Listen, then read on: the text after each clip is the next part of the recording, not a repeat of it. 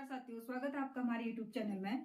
तो साथियों, आज हम सामान्य हिंदी के अंतर्गत व्यंजन के विषय में यहाँ पर पढ़ेंगे। तो सर्वप्रथम हम व्यंजनों का सामान्य परिचय जान लेते हैं कि व्यंजन होते क्या है।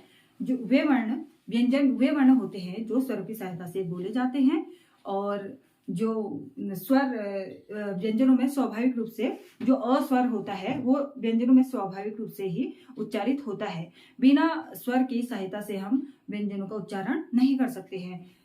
व्यंजन लिखने में नीचे से हलंत लगे रहता है, ऐसे इस प्रकार से व्यंजन लिखा जाता है, किंतु इसको उच्चारण करने के लिए हमें ये हलंत हटाना पड़ता है। और इस प्रकार से यदि हम क इस प्रकार से उच्चारण करते हैं तो क, तो अ की ध्वनि उसमें स्वतः ही या स्वाभाविक रूप से उसमें आ जाती है। तो जिस प्रकार से हम इसमें छोटी ई की मात्रा लगा देंगे तो इसमें ई की जो ध्वनि हो रही है की, ये भी क्या है, इसमें स्वर ई स्वर सम्मिलित है। या हम इसे का बनाएंगे तो ये का आ का जो आ की जो मात्रा होती है वो एक पाई होती है, खड़ी पाई, तो वो उसमें स्वाभाविक रूप से इसमें का इस प्रकार से उच्चारित, हम इन्हें व्यंजनों को इस प्रकार से स्वरों की सहायता से उच्चारित करते हैं। तो आप इतना सामान्य परिचय आपके लिए काफी है, क्योंकि आप सभी इन सबको पढ़ते हुए आगे बढ़ चुके हैं। तो देखते हैं व्यंजन और क्या व्यंजन कितने होते हैं। व्यंजन परंपरागत रूप से व्यंजनों की संख्या 33 मानी गई है, किंतु उसमें जो द्विगुण व्यंजन है ल और ढ के मिलने से इनकी संख्या 35 मानी गई है। परंपरागत रूप से परंपरागत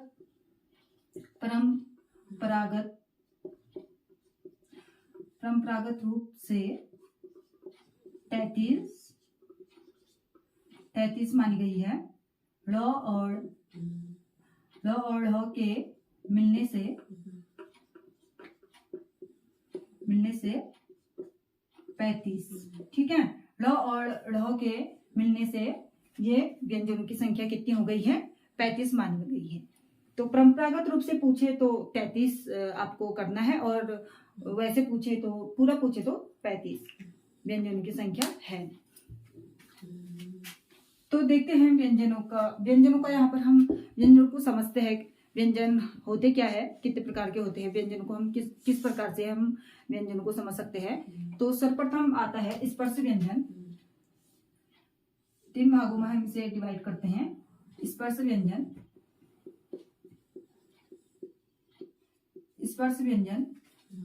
अंतस्थ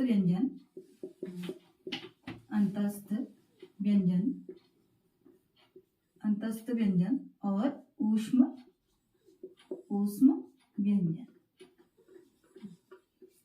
तो सर्वप्रथम हम स्पर्श व्यंजन के विषय में यहाँ पर जानेंगे। स्पर्श व्यंजन क्या होते हैं। स्पर्श व्यंजन वे व्यंजन होते हैं जो हम जिनका उच्चारण करने में हमारे जो स्वर तंत्रों से या फेफड़ों से जो वायु निकलती है वो हमारे मुख के किसी विशेष स्थान को स्पर्श करते हुए या टच करते हुए बाहर निकलती है, उन्हें स्पर्श व्यंजन कहा जाता है। स्पर्श व्यंजनों को भी वर्गों में विभाजित किया गया है, उसका हम यहाँ पर अभी आज सिर्फ स्पर्श व्यंजन को यहाँ पर समझेंगे। और जो अंतस्थ व्यंजन वे व्यंजन होते हैं जो स्वर जो परंपरागत जो वर्ण है उनके बीच जो स्थित होते हैं, उन्हें अंतस्थ व्यंजन कहा जाता है, क्योंकि वो स्वर और व्यंजन के जो बीच की स्थिति होती है वो वहाँ जो स्थित है उन्हें ही अंतस्थ व्यंजन कहा जाता है। और उसमें व्यंजन वे व्यंजन होते हैं जिसमें वायु हमारे मुंह से जब हम इन्हें उच्चारण करते हैं तो वायु एक प्रकार से ऊष्मा के साथ और एक गर्मी के साथ किसी मुंह के किसी विशेष स्थान को टच करके या स्पर्श करके जब रगड़ के साथ बाहर निकलती है और एक ऊष्मा या गर्मी पैदा करती है, तो उन्हें ऊष्म व्यंजन कहा जाता है। जिस प्रकार से उसके नाम से ही हमें पता चल रहा है कि ऊष्म व्यंजन क्या हो सकते हैं। जो ऊष्मा का अर्थ क्या होता है, गर्मी होती है, तो उन्हें ही ऊष्म व्यंजन कहा जाता है।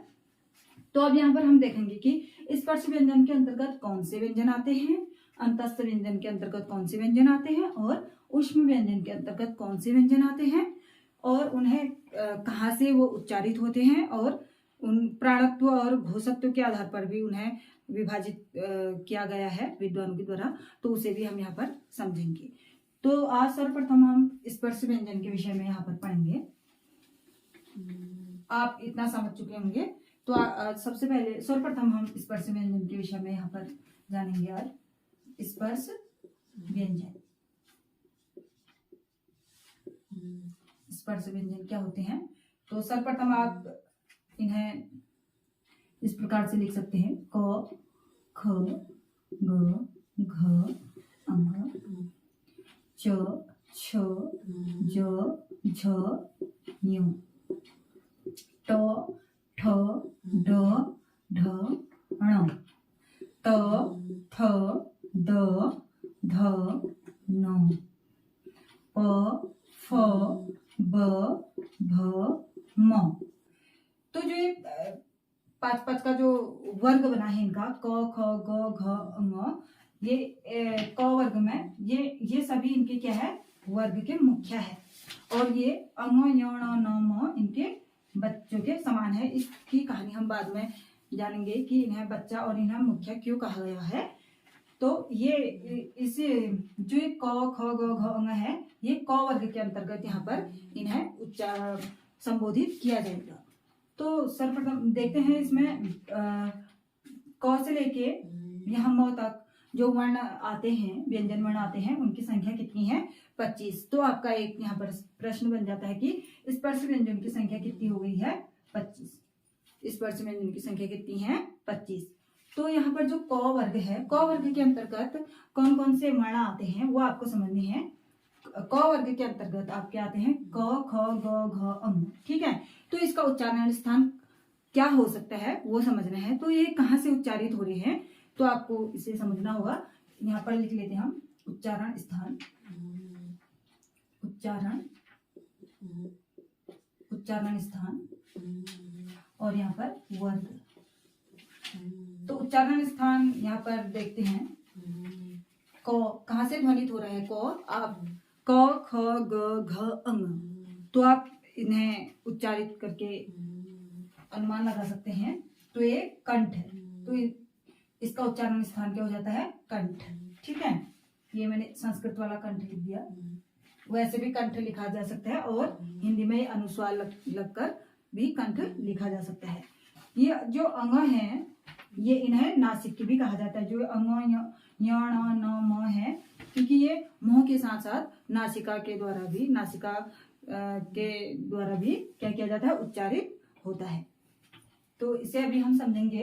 तो अब सबसे पहले हम इन्हें जान लेते हैं कि इनका उच्चारण स्थान क्या हो सकता है। तो क, ख, ग, घ, अंगों का उच्चारण स्थान क्या है? कंठ या कंठी। कंठ भी बोल सकते हैं, कंठ भी। फिर देखते हैं च, छ, ज, झ, ञ। तो च, छ, ज, झ, ञ का मुख्य कौन है? च है। ये क्या बोला जाएगा? च वर्ग। ठीक है, तो च वर्ग के अंतर्गत कौन कौन से वर्ण आते हैं? च, छ, ज, झ, ञ। तो इसका जो उच्चारण स्थान है उसे आपको समझना है। उच्चारण स्थान क्या है इनका? क के बाद कैसे कौन सा हमारा मुंह का जो हिस्सा है वो कौन सा आ रहा है? चौ का उच्चारण करिए। तो कहाँ से उच्चारित हो रहा है? तालु से। तो ये क्या है? तालु।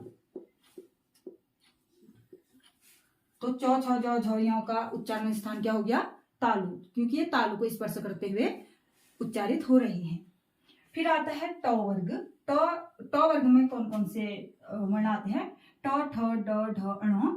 तो ट वर्ग जो है, ट जो है अपने वर्ग का मुख्य है, तो इसे इसलिए ट वर्ग भी बोला जाता है। और ट वर्ग का उच्चारण कहाँ से हो रहा है? आप उच्चारण करिए ट, ठ, ड, ढ, ण।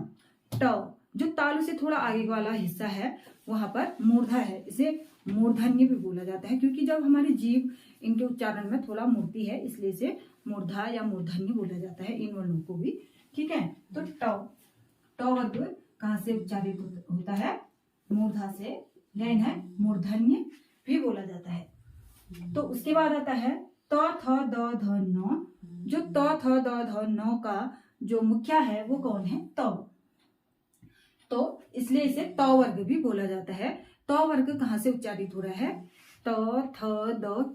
आपकी जीवा किसे स्पर्श कर रही है? आपके दंतों को। आपकी जीवा ऊपर के जो मसूड़े हैं, दंत है, उसे स्पर्श कर रही है, तो इसलिए उसका उच्चारण स्थान क्या हो जाता है? इन सभी का दंत। ठीक है, दान, दंत के भी बोला जाता है। तो फिर उसके बाद आता है आपका प फ ब भ म। जो प फ ब भ म है ये कैसे उच्चारित हो रहे हैं? ओष्ठ से, ठीक है। प फ आप भी स्वयं उच्चारण करके आप देख सकते हैं कि कहाँ से उच्चारित हो रहे हैं। तो प फ ब भ म बिना होठों को मिलाए हुए आप प का उच्चारण नहीं कर सकते हैं। आप एक बार करके देखें, नहीं हो सकता है। तो इसलिए जो प फ ब भ म का जो उच्चारण स्थान क्या हो गया? ओष्ठ। और ये क्या बोला जाता है इसे? प वर्ग। और प फ ब भ म का मुख्या कौन है? प है, और इसका उच्चारण स्थान ओष्ठ है। ओष्ठ, ठीक है। ओष्ठ अर्थात होठों से जिसका उच्चारण होता है, ठीक है। तो यहाँ पर आ गया आपका क वर्ग, क, च वर्ग, ट वर्ग, त और प, ठीक है। आपको ये चीज भी याद करनी है। तो इन्हें नासिकी भी कहा जाता है। अंग, अंग, ञ, ण, न, म को नासिकी भी बोला जाता है, ठीक है। नासिका, क्योंकि इनका उच्चारण नासिका से भी होता है, ठीक है, इसलिए इन्हें नासिकी भी बोला जाता है। तो अब इन्हें हमने उच्चारण के आधार पर इनको समझ लिया है, इन स्पर्श व्यंजनों को। तो इनको घोषत्व और प्राणत्व के आधार पर भी समझते हैं। घोष का अर्थ होता है स्वर तंत्रों में कंपन, कितना कंपन हो रहा है, अधिक हो रहा है, कम हो रहा है, किस वर्ण के उच्चारण में कितना हमारी जो स्वर तंत्र है कितना कंपन कर रही है, उस आधार पर भी विद्वानों ने इनका विभाजन किया है। और प्राणत्व के आधार पर का अर्थ है, प्राणत्व का अर्थ होता है वायु, ठीक है। कितनी वायु, कम वायु निकल रही है या अधिक वायु निकल रही है किस वर्ण के उच्चारण में, तो इस आधार पर भी इनका वर्गीकरण किया गया है। तो देखते हैं कि इन्हें जो घोषत्व के आधार पर है उन्हें घोष, अघोष और सघोष दो श्रेणी में रखा गया है। और प्राणत्व के आधार पर भी मैं यहाँ पर समझा देती हूँ। घोषत्व के आधार पर अघोष और सघोष, और प्राणत्व के आधार पर भी दो भागों में विभाजित किया गया है। अल्प प्राण और महाप्राण, ठीक है। अल्प प्राण और महाप्राण। तो आप देखते हैं कि यहाँ पर अघोष वर्ण कौन से है और सघोष वर्ण कौन से है, अल्प प्राण कौन से हैं और महाप्राण वर्ण कौन से है, ठीक है। वर्ग का जो पहला और दूसरा वर्ण है वो अघोष है, ठीक है। अघोष और अघोष, इसको आप पहला नंबर और दूसरे नंबर का जो वर्ण है वो क्या है, किसके अंतर्गत आता है? अघोष के अंतर्गत। क, ख, च, छ, ट, ठ, त, थ, प, फ, ये किसके अंतर्गत आते हैं? अघोष वर्ण के अंतर्गत। किसके वर्ण कौन? ये परीक्षा की दृष्टि से बहुत महत्वपूर्ण है, अत्यंत महत्वपूर्ण है ये चीजें, इसलिए मैं आपको समझा रही हूँ कि घोष के आधार पर निम्नलिखित में से कौन सा वर्ण है, या अघोष के आधार निम्नलिखित में से अघोष वर्ण है, निम्नलिखित में से सघोष वर्ण है, निम्नलिखित में से अल्प प्राण वर्ण नहीं है, महाप्राण वर्ण नहीं है या है, इस प्रकार से प्रश्न पूछा जाता है। इसलिए मैं आपको ये सब समझा रही हूँ। और इनके उच्चारण के आधार पर, उच्चारण स्थान के आधार पर और वर्ग के आधार पर भी बहुत प्रश्न पूछे जाते हैं प्रतियोगी परीक्षाओं में, इसलिए ये सब समझा रही हूँ मैं। तो अघोष और अघोष, अब ये तीन क्या है? सघोष, सघोष, सघोष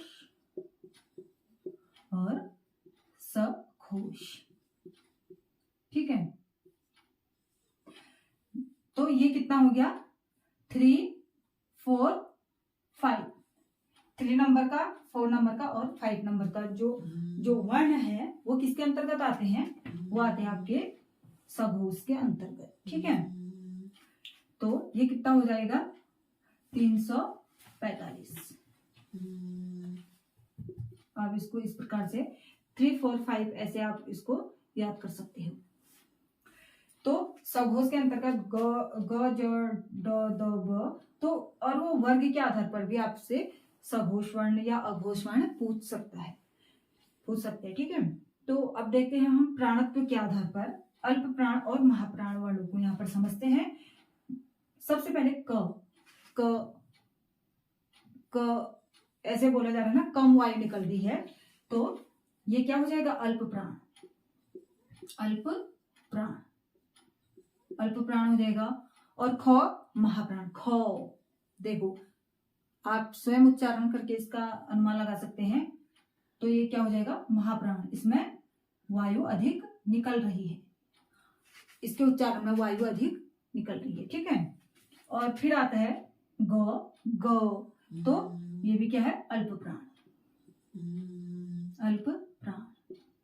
फिर क्या है, महाप्राण, घ, देखिए घ कितना एक घर्षण से निकल रही है ना वायु, तो क्या हो जाएगी भी, महाप्राण। और अंग, ये इसमें वायु कम निकल रही है, तो ये अल्प प्राण। अल्प प्राण और महाप्राण का अर्थ आपको समझ में आया हो। जिसमें अधिक निकलती है वो महाप्राण, और जिसमें कम वायु निकलती है उसे अल्प प्राण कहा जाता है। तो ये है, इस प्रकार से आप समझ गए होंगे डायग्राम को। एक बार और हम इसे रिवाइज कर लेते हैं। स्पर्श व्यंजनों की संख्या 25 है और इन्हें हम वर्गों के आधार पर बांटते हैं। क वर्ग, च वर्ग, ट वर्ग, त वर्ग, प वर्ग। और क वर्ग का उच्चारण स्थान कंठ्य, च वर्ग का तालु, ट का मूर्धा, त का दंत्य और प का ओष्ठ होता है। और क वर्ग के अंतर्गत क, ख, ग, घ, अंग। च वर्ग के अंतर्गत च, छ, ज, झ, ञ। और ट वर्ग के अंतर्गत ट, ठ, ड, ढ, ण। त वर्ग के अंतर्गत त, थ, द, ध, न। और प वर्ग के अंतर्गत प, फ, ब, भ, म वर्ण, व्यंजन वर्ण आते हैं। स्पर्श व्यंजन इन्हें कहा जाता है। और इन जो अघोष आप इन्हें इस प्रकार से याद कर सकते हैं। अघोष क और ख जो वर्ग के जो पहला और जो दूसरा वर्ण है वो अघोष के अंतर्गत आते हैं, ठीक है। और जो तीसरा, चौथा और पांचवा वर्ग का जो तीसरा, चौथा और पांचवा वर्ण है वो सघोष वर्ण के अंतर्गत आते हैं।